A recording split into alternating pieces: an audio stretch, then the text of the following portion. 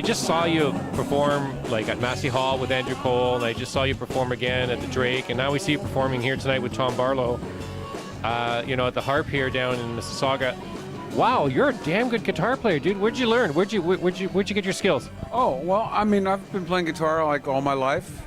I've been playing in bands all my life. I've learned sort of from other guitar players and watched them and sort of taught myself.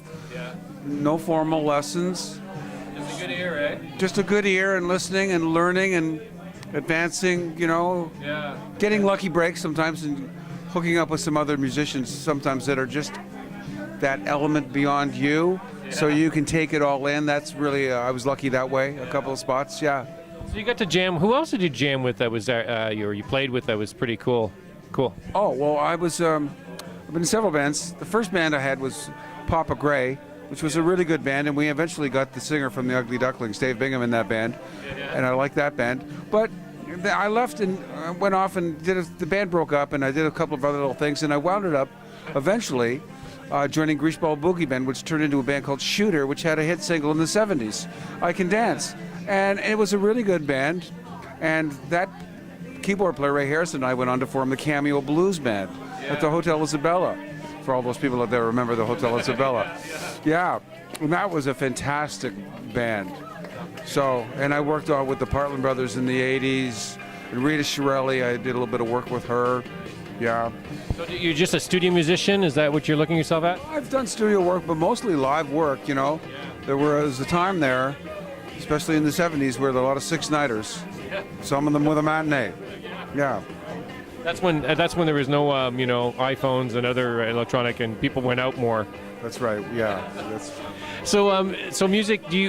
I got to ask you another question about as a musician, and me as a professional artist as well. Like I have to, you know, you have to do art every day. Like when it comes to being an artist, do you have to play guitar every day? Is it like it's in your blood? You just have, it's like breathing.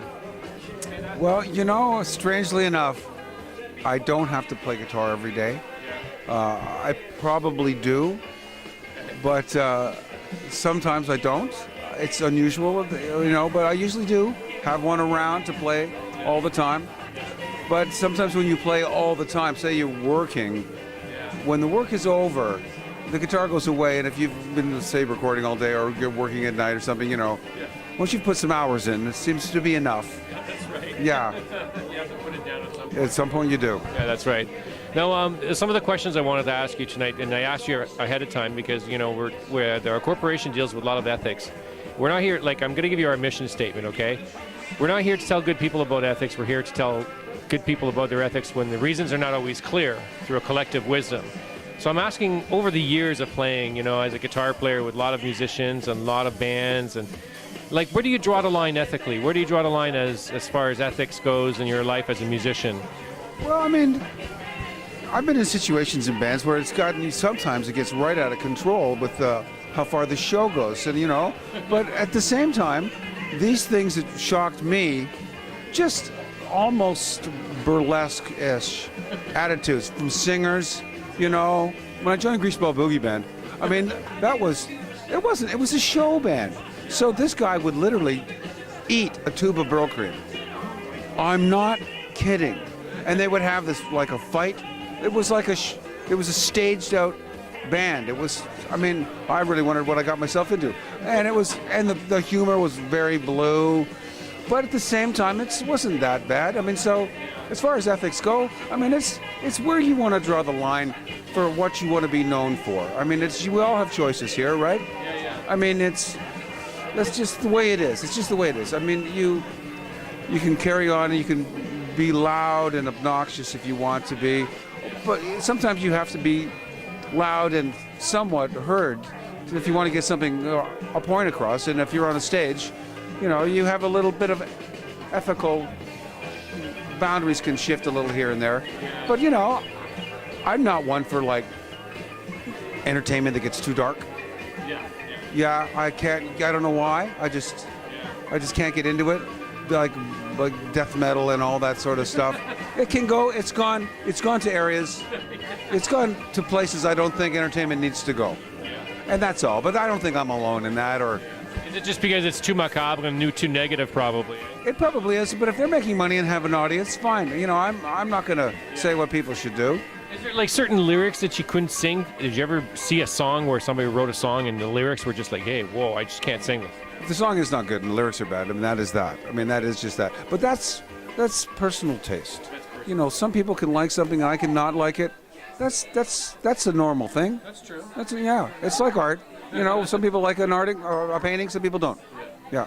So what kind of music do you really like playing? Out of all the idioms, really? Of all the idioms, I still really like playing the blues the most. Yeah, you know, I mean, I really do. I just can't make a living playing blues all the time. You know, it's nice that Tom puts a bit of blues in the show for us to play, and it's nice. I like playing rock and roll, R&B, anything good. The thing about it, I like this Monday Night Band because we play a lot of different good songs.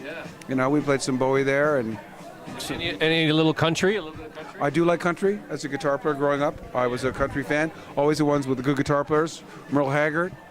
You know. Do you play the Hawaiian guitar, or is it? I put the steel. I put the steel on my finger. Right, I played the steel guitar and put a glass bar on my finger. Yeah. Bottleneck, it's called. Yeah. And then it gives you that kind of a Hawaiian. It gives you the same sort of notation of the steel guitar. Yeah, that's cool. Yeah. And I see you playing that at Massey Hall with Andrew Cole, and it was just, you know, it was just a phenomenal concert I saw with, you opened up for Johnny Reed at the Canadian Walk of Fame, so that was interesting. Now, the last question, obviously, I need to ask you is the important question for the series of what will be your legacy is, what legacy do you want to leave behind? What kind of legacy do you want to leave? Well, I mean, I want to leave my guitar playing out there. You know, guitar playing and my songwriting as my legacy, my family, my wife and 2 beautiful daughters. You know, So, no, can't really have anything more than that. Anything you want to say to your 2 daughters and your wife? Oh, they know I love them.